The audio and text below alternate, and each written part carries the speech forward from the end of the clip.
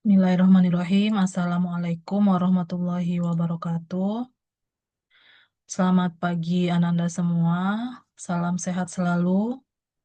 Pada pagi hari ini kita akan membahas tentang bagaimana seorang entrepreneur itu harus memiliki kepercayaan diri yang tinggi dan kuat. Eh, dengan kata lain menumbuhkan strong self confidence atau confident dalam berwirausaha.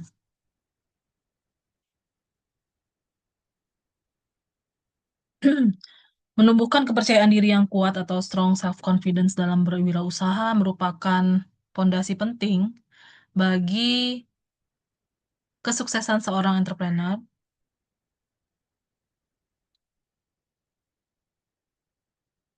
Kepercayaan diri memungkinkan seseorang untuk mengambil keputusan dengan mantap, menghadapi risiko dengan tenang, dan tetap teguh dalam menghadapi tantangan.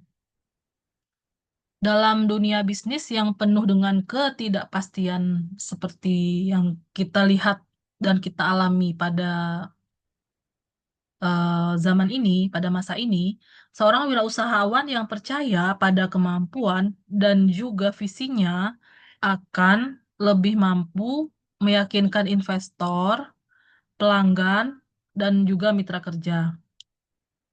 Kepercayaan diri bukanlah sifat bawaan semata, melainkan hasil dari pengalaman, pembelajaran, dan juga refleksi diri yang konsisten.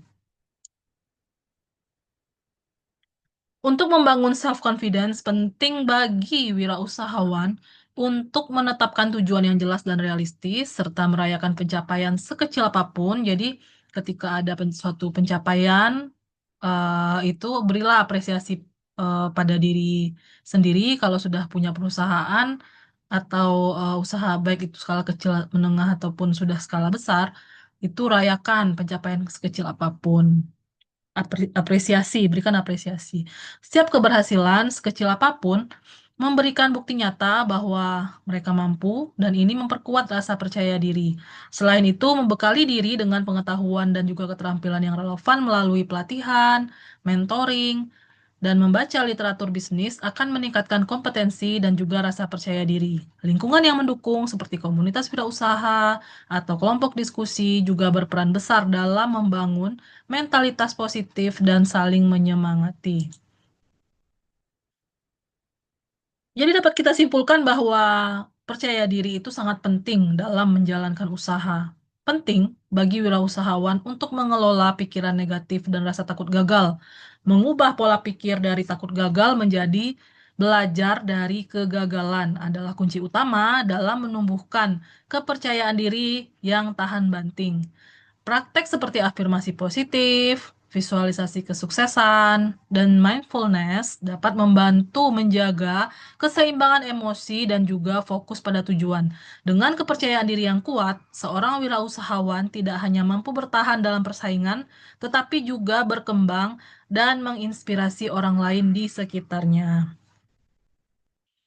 Jadi, bagaimana cara membangun kepercayaan diri yang tinggi dan kuat itu? Yang perlu kita garis bawahi di sini bahwa percaya diri itu tidak sama dengan sombong, percaya diri itu tidak sama dengan arogan. Jadi, ketika ada seseorang yang percaya diri kemudian dia berubah menjadi sombong, menjadi arogan, itu berarti bukan karakter dari seorang entrepreneur ya. Jadi karakteristik karakteristik wirausahawan atau entrepreneur yang baik itu adalah percaya diri. Percaya diri di sini yakin pada dirinya dan itu tidak menjadikan dia sombong, tidak menjadikan dia mengecilkan orang lain, tidak menjadikan dia menjadi arogan. Yang dituntut di sini adalah yakin pada dirinya dan memberikan apresiasi pada pencapaian sekecil apapun yang telah dilakukan atau berhasil diprogres oleh dirinya sendiri gitu ya. Dan ini kalau misalkan berhasil akan membuat si entrepreneur ini bisa mengapresiasi orang lain juga dengan baik. Jadi, dapat kita simpulkan ciri-ciri orang yang percaya diri itu adalah yakin, kemudian mandiri, tidak codependence, ya, tidak tergantung, kemudian individualitas. Individualitas ini kadang dibutuhkan juga ya, walaupun sebetulnya harus imbang individualis dengan sosialisnya. Kehidupan sosialnya harus berimbang dengan seseorang yang individualis itu gitu ya. Kemudian harus optimis, kepemimpinan, dinamis. Jadi yang perlu dimunculkan untuk bisa kita percaya pada diri kita, yaitu kita pertama yakin dulu pada diri kita bahwa kita mampu, kemudian kita mandiri, kita tidak tergantung pada orang lain, kemudian ada sisi-sisi individualis kita, di mana sisi-sisi individualis ini dibutuhkan untuk merancang sesuatu kreativitas atau inovasi yang mungkin tidak bisa dilakukan ketika kita sedang bersama orang lain. Jadi ini di sini termasuk di sini ada kontemplasi, di sini ada proses pembelajaran mandiri gitu ya. Kemudian bagaimana kita berpikir, proses berpikir, ketenangan untuk menciptakan suatu karya atau produk atau eh, rencana bisnis yang berkualitas, yang kreatif, inovatif dan kompetitif gitu ya. Kemudian untuk menjadi percaya diri ini kita juga perlu optimis Ananda semua karena jika kita pesimis maka akan muncul lama-lama menjadi negatif dan kita meragukan kemampuan diri kita sendiri. Kemudian kepemimpinan perlu ditanamkan di sini. Setidaknya Ananda bisa memimpin diri sendiri. Terkadang musuh terbesar itu adalah diri sendiri. Kapan diri sendiri menjadi musuh? Yang pertama ketika kita mungkin malas.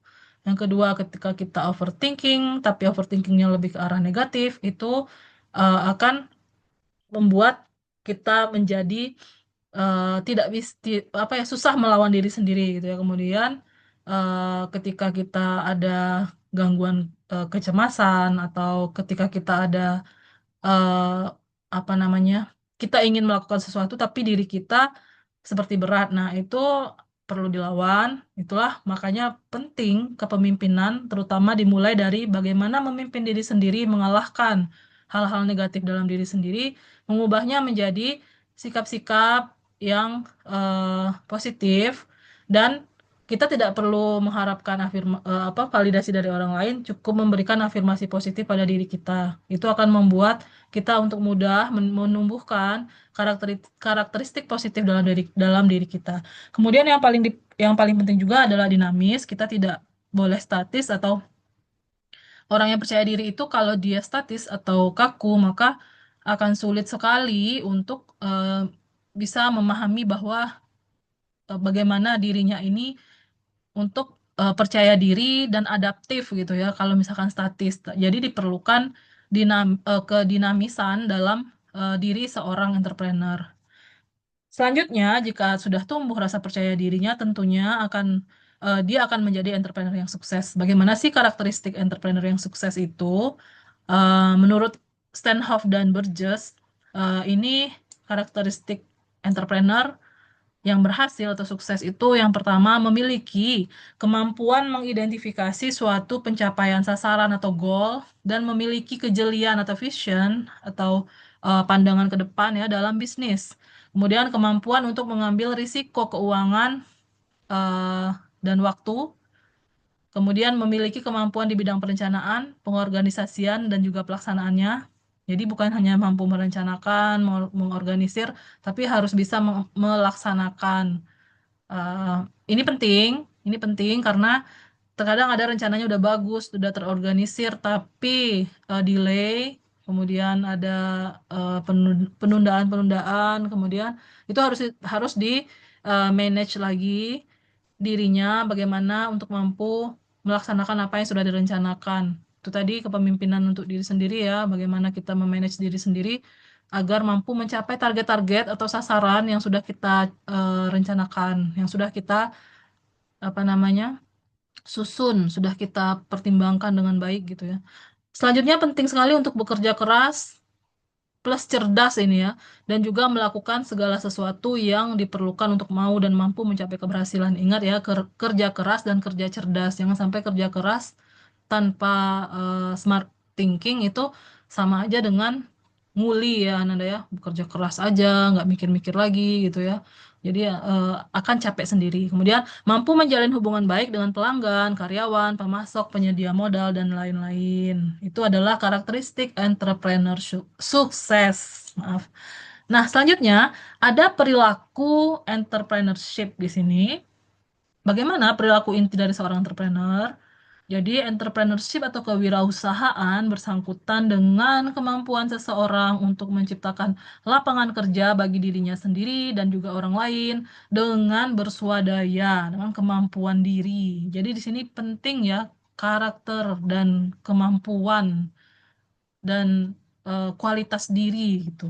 Dari pengertian di atas, maka setiap orang yang normal dapat menjadi wirausahawan asal mau. Jadi ada motivasi, kemauan, strong will gitu, dan mempunyai kesempatan untuk belajar berwirausaha. Kalau dia udah mau tapi tidak ada kesempatan ya susah juga ya. Kemudian dari pengertian eh, pekerti, maka kewirausahaan dapat digambarkan eh, dari dua pola, pola tanggapan, karakteristik perorangan, karakteristik kelompok, kemudian pola peluang, kebutuhan ekonomi, dan juga kemajuan teknologi yang mana gabungan dari keduanya akan membentuk suatu perilaku wirausaha yang mana dia mendirikan suatu usaha dan juga mengembangkan usahanya sehingga hasil usahanya itu dapat tepat guna. Percuma juga punya usaha tapi nggak berguna. Percuma juga punya usaha tapi malah merusak masyarakat. Percuma juga punya usaha tapi malah rugi gitu ya, merugikan diri sendiri, merugikan orang lain dan lain sebagainya. Nah, bagaimana pengembangan perilaku wirausaha atau entrepreneurship ini?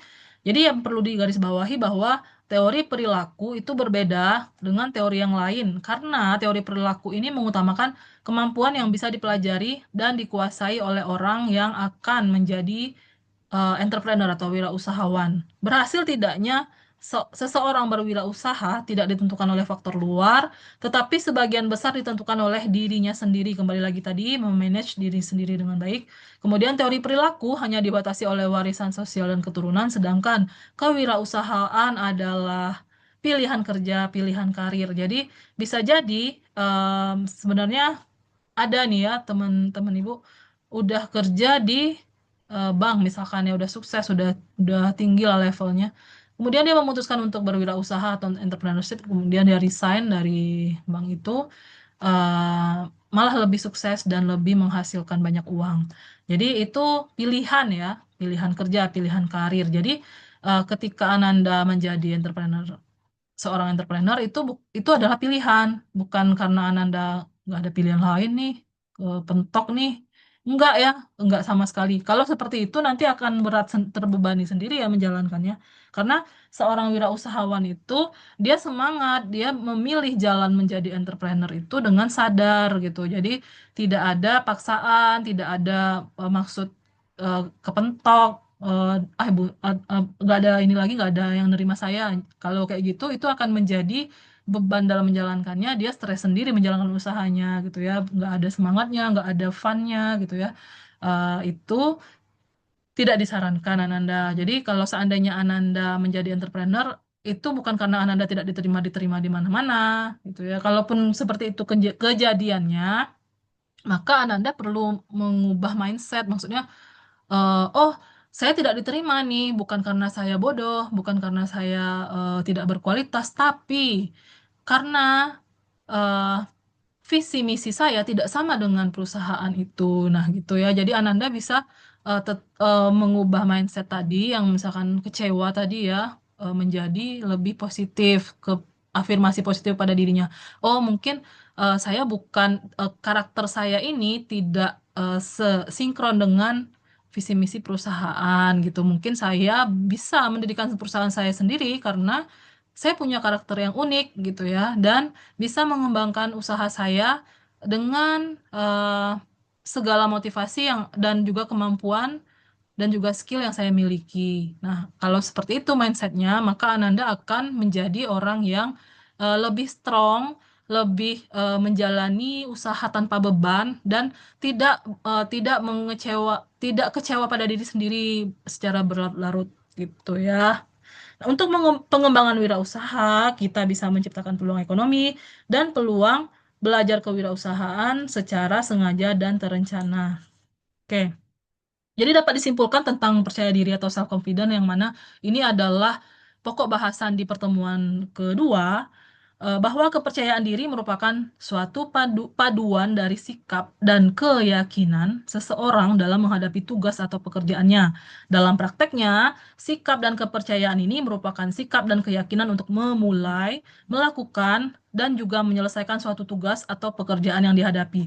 Oleh sebab itu, kepercayaan diri memiliki nilai keyakinan, optimisme, individualitas, dan ketidaktergantungan. Seseorang yang memiliki kepercayaan diri cenderung memiliki keyakinan akan kemampuannya untuk mencapai keberhasilan. Tuan Anda. Selanjutnya, dari percaya diri itu kita perlu menumbuhkan jiwa wirausaha.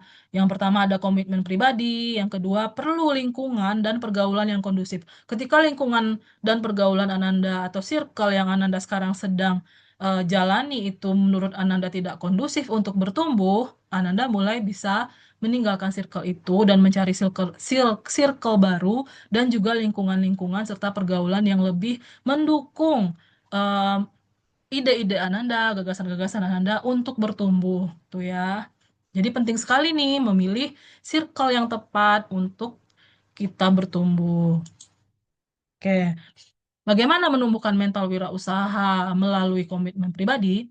Jadi, jiwa wirausaha ditandai dengan adanya komitmen pribadi untuk dapat mandiri, mencapai sesuatu yang diinginkan, menghindari ketergantungan pada orang lain, dan agar lebih produktif dan untuk memaksimalkan serta mengoptimalkan potensi diri. Nah, Ananda dapat memprogram ulang diri Ananda sendiri untuk sukses bisa melalui deklarasi tertulis bahwa pikiran, perasaan, ucapan, dan tindakan Ananda akan selalu diperbaiki ke arah yang lebih baik. Jika tadinya negatif, itu menjadi positif pelan-pelan dan apa namanya itu perlu kesabaran juga untuk mengubah mindset kita agar menjadi lebih positif setiap harinya gitu ya. Dan buat satu deklarasi setiap hari selama 1 bulan. Coba dulu ya, kalau berhasil lanjutkan gitu.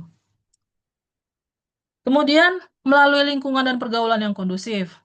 Dorongan untuk menumbuhkan jiwa wirausaha dapat berasal dari lingkungan pergaulan, teman, keluarga, sahabat, karena mereka yang sering interaksi dengan kita dapat berdiskusi tentang ide wirausaha, masalah yang dihadapi dan cara-cara mengatasinya, sehingga kita mempunyai semangat, kemampuan, dan pikiran untuk menaklukkan cara berpikir lamban dan juga malas, yang mana itu tadi adalah musuh terbesar dari seorang entrepreneur.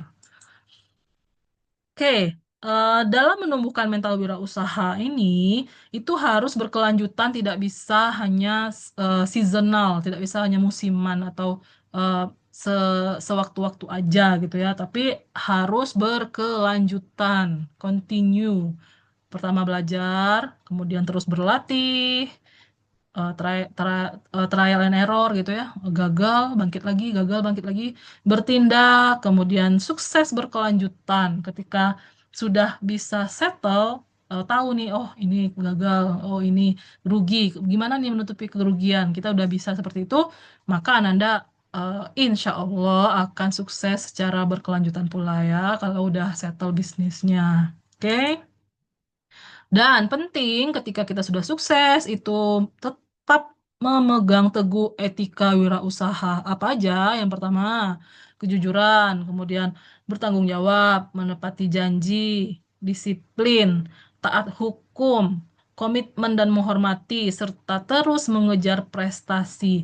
Nah, ketika sudah berwirausaha, penting ya, Bu, prestasi. Oh, penting. Banyak ya award-award gitu ya buat entrepreneur gitu, bisa ada dari majalah apa, kemudian ada dari komunitas apa mengadakan event gitu, terus ada forum-forum apa yang memberikan penghargaan kepada entrepreneur yang eh, berhasil atau misalkan dia bisa out of the box yang beda gitu ya dan melejit gitu, itu biasanya ada award-award yang diberikan oleh pihak-pihak tertentu yang sebetulnya ketika kita itu sesuai juga dengan salah satu hadis ya, ketika kita berusaha mengerjakan sesuatu itu pasti orang-orang akan melihat gitu dan menilai. Jadi yang menilai diri kita itu bukan kita Nanda ya, tapi orang lain. Makanya eh, tapi jangan juga kita haus validasi nih gitu. Kita eh, apa namanya bergerak aja terus itu akan ada aja yang melihat gitu ya. Dari karya kita itu akan ada yang mengapresiasi. Ya kalau kalau ada yang mengapresiasi tentunya ada yang tidak ya, apalagi netizen Indonesia. Tapi percayalah bahwa ketika kita berbuat melakukan sesuatu itu akan ada yang melihat dan mengapresiasi. Dan kita bisa berprestasi dalam hal tersebut itu ya maksud yang lebih diinikan ya. Jadi setidaknya jika tidak ada yang mengapresiasi, apresiasilah diri sendiri. Berikan afirmasi positif bagi diri sendiri. Ini referensi yang bisa dibaca, Nanda. Ada kewirausahaan, teori dan penerapan pada wirausaha dan UKM di Indonesia. Kemudian ada beberapa buku kewirausahaan, kemudian ada kewirausahaan dan manajemen usaha kecil, kemudian kiat dan proses menuju sukses. Jadi Ananda bisa cari di internet tuh banyak buku-buku dan sumber-sumber ya.